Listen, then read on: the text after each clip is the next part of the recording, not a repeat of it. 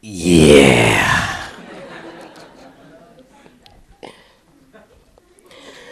Assalamualaikum warahmatullahi wabarakatuh. Takbir. Alhamdulillahirabbil alamin. Wassalatu wassalamu ala asrafil anbiya'i wal mursalin sayyidina wa maulana Muhammadin sallallahu alaihi wasallam. Faqad qala Allah ta'ala fi kitabihil karim wa huwa asdaqul qailin. A'udzu billahi minas syaitonir rajim. Bismillahirrahmanirrahim. Annallaha yubassiruka bi Yahya. Wa qala nabiyul karim Muhammad sallallahu alaihi wasallam, ajaban li amril mu'mini inna amrahu kullahu khair. Sadaqallahul azim wa sadaqa nabiyul karim Muhammad sallallahu alaihi wasallam. Puji dan syukur mari sama-sama kita panjatkan kehadirat ilahi Rabbi. Saya bersyukur kepada Allah menjadi seorang seperti ini yang tadinya adalah seorang artis yang bergelimang harta dan ketenaran. Dan selama itu saya gelisah minta ampun. Mudah-mudahan saya berbicara di sini menjadi inspirasi buat kita bersama. Salawat dan salam kita mohonkan senantiasa terlimpahkan keharibaan junjungan kita, orang paling mulia di muka bumi, pembawa syariat Islam. Dengan syariat Islam yang saya kenal itulah kita mampu untuk meraih derajat paling tinggi menjadi orang bertakwa. Dialah Nabiullah Muhammad sallallahu alaihi wasallam. Para inspiring, para pembicara yang kami hormati, Bapak Ibu yang dirahmati Allah, istriku dan anak-anakku yang kucintai. Saya lahir dari seorang R.M. Ediwiono almarhum, seorang kejawen dari keturunan keluarga Solo. Mungkin anak selir ya, karena di kampung tapi Raden Mas gitu. Saya kira itu nenek. Ternyata itu dayangnya bapak saya. Jadi saya nggak tahu siapa neneknya. Mungkin dari kesunanan walau alam. Ibu saya ikut suaminya. Pangestu juga. Kalau ibu saya sholat diketawai. Ngopon jengkang-jengking. Ngapain jengkang-jengking gitu. Saya melihat dan mendengar itu. Tapi saya memiliki naluri senantiasa mendengar sayup-sayup azan jauh sekali. Kalau Jumat saya datangi tempat itu dan saya sholat Jumat di sana mengikuti saja. Hanya satu suara azan, yaitu di sebelah radar di Cimahi di Kalidam, komplek militer yang sangat keras. Saya terbiasa dengan hidup keras, memain-mainkan senjata, membuka-buka granat, ya, menyalakan detonator. Menakuti guru dengan granat yang sudah dibuang amunisinya tapi masih ada detonatornya. Pingsan orang-orang itu. Dibuka gitu, digelondongin granatnya, glodok. Wah! Tuh, meletus tapi tidak meledak. Dan itu suatu kejahatan yang luar biasa. Karena mengancam saja, awas gua pukul lo, itu teroris sudah. Ya itu teroris sudah, apalagi mengancam bangsa, mengancam rakyatnya sendiri. Masya Allah itu. Saya melakukan itu. Saya pernah ditembak 2 kali, tapi tidak mempan dan tidak kena. Karena pistolnya bunyi, nggak bunyi, klik 2 kali gitu. Ketika klik yang 3, dor gitu, srek, pelurunya ke atas, kena pohon-pohon. Belakangan orang itu memang menembak saya, tapi belum ajal datang kepada saya. Berpikir saya. Ditusuk orang di Semarang, belum menjadi artis, tapi sudah menjadi penyanyi handal waktu itu. Meninggal ayah saya. Tahun 80, saya kembali dari Semarang. Saya tidak kuliah. Kalau saya kuliah, pasti ekstrim. Pasti, karena zaman itu, zaman buku putih, zaman Soeharto, dan banyak orang yang ingin merekrut saya, antara lain komando jihad. Ayah saya mengatakan, aku ini intel. Kalau kamu mau belajar agama, ya, aku enggak bisa ngajarin, tapi kalau belajar politik, aku ahlinya. Pokoknya kamu manut sama saya, gitu. Ya sudah, saya nurut saja. Dikirim ke Semarang, kerja di hotel, Di Hotel Patra Jasa dengan gaji 21.000, stres saya. Kerja gitu. Bayangan pengen jadi orang yang wah pengusaha terkenal, tentara, ya, kurang tinggi. Gitu ya, sudah kerja di hotel 1 tahun 9 bulan. Ketika mau naik pangkat, kakak saya pindah kerja, saya keluar dari hotel itu, malah jadi penyanyi di night club. 3 bulan sudah dikontrak, 65.000 bayarannya. Mungkin sekarang sekitar 650-an gitulah.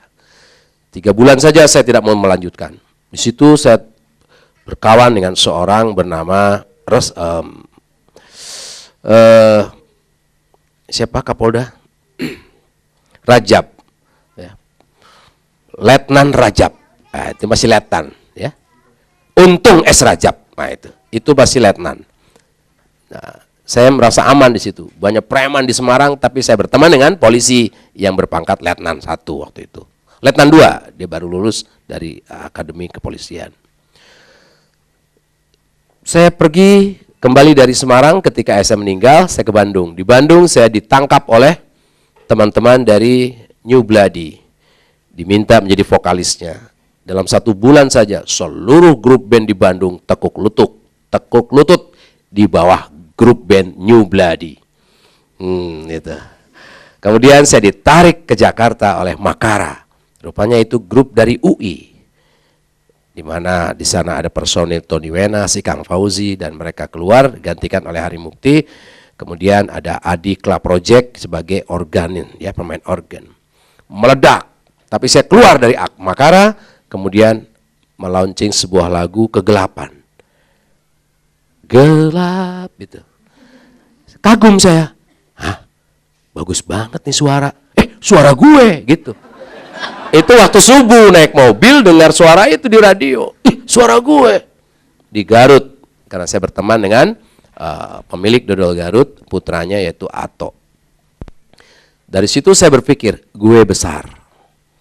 Tidak lama saya direkrut di Jakarta, merekam lagu Ada Kamu. Sejak itu sampai hari ini, sejak itu saya sulit menolak uang. Sampai tahun 93. Hampir jatuh, muncul lagu baru. Ini lagunya.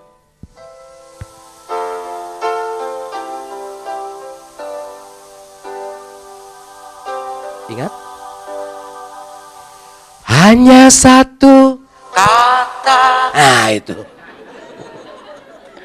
Dengan lagu itu, jadi tahun 87, kemudian tahun 93, naik lagi. Ketika naik itulah, gelisah saya luar biasa. Saya rasakan kegelisahan itu sejak tahun 80. Sejak mendapatkan bayaran pertama kali menyanyi, sampai tahun 87 meledak.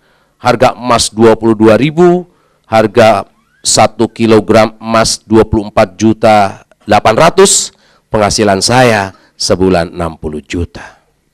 Berapa kekayaannya? Luar biasa itu. Kalau satu iklan 70 juta. Kalau sekarang hampir 1 miliar.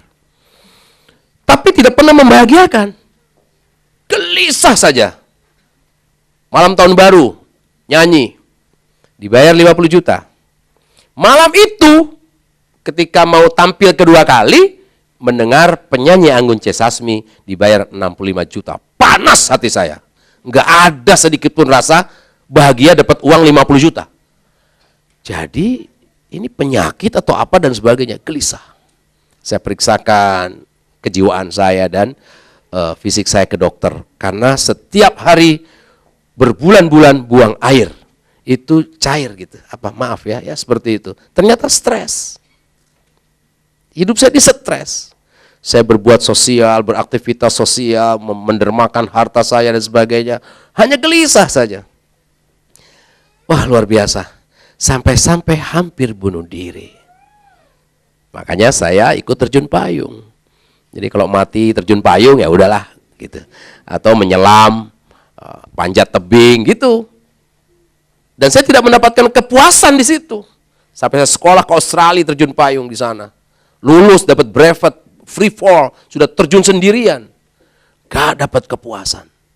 Tahun 95 akhir saya berdialog dengan orang yang sama guru-gurunya seperti gurunya Ustadz Felix juga. Weh, emangnya lo doang? Gue juga.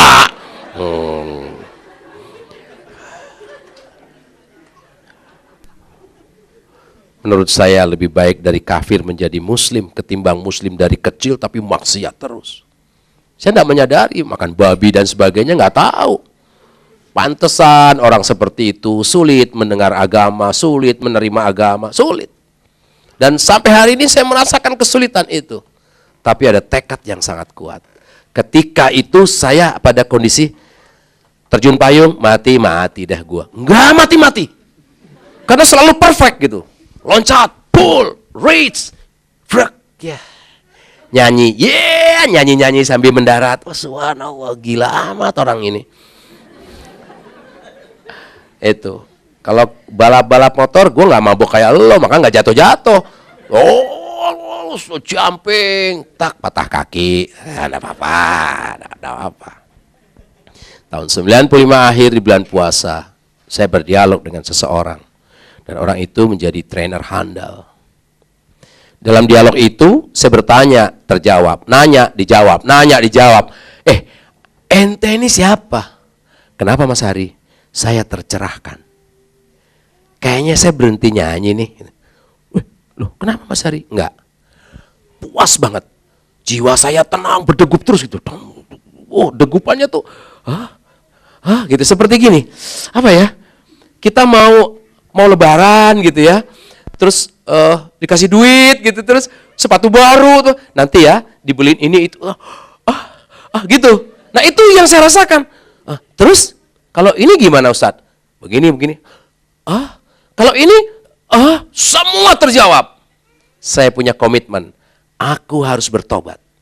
Ternyata saya tuh ingin merubah diri saya sejak tahun 80 itu. Cuma tidak pernah ketemu Ustadz yang lurus, yang ada garis keras, ya, garis ini, garis itu, yang garis lurus itu tidak ada. Oh haram itu, tapi dia sumbangannya mau. Joget-joget dengan perempuan tuh nggak boleh. Proposalnya datang, tak kasih duit, mau. Tapi dia ngeritik, tapi mau duitnya. Keras macam apa ini? Ketika ketemu Ustadz garis lurus, dalam 2 jam saja, aku bertobat. Gitu. Padahal bukan 2 jam, itu prosesnya sudah lama. Cuman ketemu yang beneran gitu ngomongnya. Kemudian saya tinggalkan dunia artis besoknya. Produser, wartawan, televisi dan teman-teman mencaci maki. Lu mau makan apa, Har? Lu dari artis kan bisa kaya. Lu lihat tuh cicak. Apaan? Dia nggak punya apa-apa, dia makan. Maksud lo? Cicak aja makan, so ustad lo, daripada lo sok kafir. Ini memotivasi saya lebih mempertahankan omongan itu. Wah gila, gue udah ngomong begini, gila, gue mesti praktekin. Betul-betul saya praktekkan. Rekaman, enggak deh, gue nggak rekaman. Loh, ini perjanjian. 2 album, 3 album kontrak baru, 2 album lagi, 1 album sudah berjalan. Album terakhir itu dikarang oleh Anang Ashanti itu. Nah itu, lagunya Anang itu. Di sini, di dalam nadiku. Udah. Kemudian, baru beredar sebulan, ditarik. Itu lagu konsumsi tahun 97. Ditarik dari peredaran, diusir dari televisi, dimatikan karirnya. Kita undang Hari Mukti, jangan dia, sok suci. Jangan Hari Mukti, wah habis. Jadi dalam waktu 1 bulan yang biasanya kontrak itu penuh, habis. Hikmahnya, saya diundang diskusi gitu. Setiap diskusi didampingi ustadz-ustadz itu. Setiap habis diskusi dapat ilmu. Hampir 1 tahun. Kemudian saya mengaji dan berdakwah. Di situ saya memperoleh suatu hikmah yang amat besar. Sa'adah, kebahagiaan. Luar biasa, saya baru tahu makna bahagia itu. Setelah saya dengan konsisten kepada komit, ya. Komit saya apa? Terikat kepada syariat. Apa saja berbicara, berbuat, makan, apa saja standarnya ini. Wajib, sunat, mubah, makruh, haram. Gitu. Dan kebahagiaan itu terwujud sampai hari ini. hampir 12 tahun pernikahan dengan Ummu Haura. Mana dia? Hai cinta, hai. Saya nggak pernah berantem, nggak pernah, dan dia selalu taat kepada suaminya. Karena syariat itu saya terapkan. Kemudian kami berdua ke Singapura. Berbulan madu, padahal anak sudah 3, tapi masih saja bulan madu. Disitulah kami dapatkan halal haram. Kami duduk di sebuah restoran yang piringnya beda, pisaunya beda. Salah duduk dibilang, duduknya sebelah sana. Ini restorannya yang dapurnya beda. Loh, kok gitu? Nah, sejak itu istri saya hanya memakai pensil alis saja. Karena semua lipstik dijamin haram. Yang dipakai itu, nanti dicium suami, suami mencium bibir babi.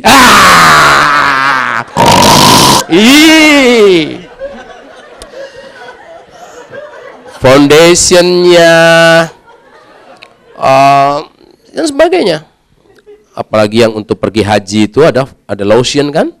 Itu mengandung propylene glycol, sodium lauryl sulfat. Nauzubillah min zalik. Jadi kalau saya bernostalgia ke belakang lagi, saya itu latihan nyanyi kerja keras antara lain di rumah Bapak Haji Jarkasi almarhum. Anaknya ada di sini. Ini Mbak Dia ya. Nah itu orangnya. Kalau gue bohong, tanya aja sama dia. Kalau dia salah, dia yang bohong. Luar biasa. Datang tawaran saat ini. Sinetron, nyanyi-nyanyi nasyid yang halal katanya, show-show panggung. Enggak. Karena patokannya ini. Wajib, sunat, mubah, makruh, atau haram. Gitu. Banyak yang nanya, emang nyanyi haram? Gitu. Enggak. Al-wasilatu ilal harami haramun. Setiap aktivitas apa saja yang mengantarkan kepada keharaman, haram aktivitas itu. Gitu. Sampai saya jelaskan, dan itu menjadikan inspirasi dan motivasi buat saya. Seperti misalnya, terus terang saja, film ayat-ayat cinta. Bagus? Di sana mengajarkan kebohongan luar biasa. Pesertanya pakai kerudung, habis itu dibuka lagi, kemudian dia ngomong, itu kan profesi. Nggak pakai standar, wajib sunat mubah makruh haram. Ada manfaat dari situ? Ada. Tapi ajas Islam, ridho Allah. Walaupun bermanfaat, kalau Allah tidak meridhoi, tertolak sama orang-orang itu. Gitu. Jadi jangan melihat Islam kulitnya. Ada manfaatnya, ada bermanfaat. Tapi tidak barokah kepada pelaku-pelakunya itu. Boleh nggak dalam Islam menikahkan pura-pura? Nggak boleh. Terima nikahnya. Itu kan permainan. Jadi hukumnya jadi nikah itu. Statusnya apa? Habis itu kemudian pemain film itu bergandengan seperti suami istri. Di sini haramnya. Tapi kita lihat, bagus banget. Menteri nangis, ustadz nangis, istri nangis. Ada manfaat di sana, menjual acara itu dan merusak Islam. Ya, sepertinya oke. Kemudian kerudung gaul, kerudung ditaruh di dalam, dimasukin ke dalam, nggak boleh.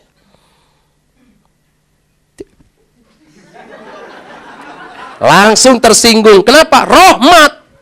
Allah memberikan rahmat. Buktinya apa? Tersinggung oleh ayat-ayat Allah. Siapa yang mendapat rahmat? Orang yang dicintai Allah Subhanahu wa ta'ala. Aku pengen jadi orang itu. Bagaimana buktinya Allah mencintai kita? Yaitu dengan tersinggung oleh ayat-ayat Allah. Nah, ketika saya dibilang hari mukti yang banyak amalnya, banyak pesantren yang disumbang, sunatan masal dan sebagainya, Ustadz ini ngomong, Mas Hari amalnya bagus, banyak gitu. GR kan, toeng gitu. Tapi seperti lilin yang menyala di tempat yang gelap. Keren dong Ustadz. Iya dong. Cuman satu batang lilin, apinya kecil, ruangan gelap itu bisa jadi penerang. Oh ini jalan, ini ada lilin, ada patokan itu. Kenapa lilin itu nyala? Karena dibakar. Dibakar tubuhnya, membakar tubuhnya. Nah hari mukti seperti itu. Tenaganya, pikirannya, hartanya bermanfaat, tapi tubuhnya terbakar di neraka nanti. Karena Islam tidak melihat manfaat, tapi ridho Allah. Nah bermanfaat harta hari mukti, tapi Allah nggak ridho bergoyang seperti itu di panggung. membuat penontonnya berjingkrak-jingkrak, nggak sholat. Apalagi ibu-ibu yang nganter anaknya nonton Justin Bieber nggak sholat, masya Allah ini. Anak kafir ditonton nggak sholat lagi. Gitu. Kemudian saya bertobat kepada Allah dan saya sangat bahagia. Saya konsisten dengan apa? Mengaji, berdakwah, mengaji, berdakwah. 2 detik lagi, demikian. Wassalamualaikum warahmatullahi wabarakatuh. Pas.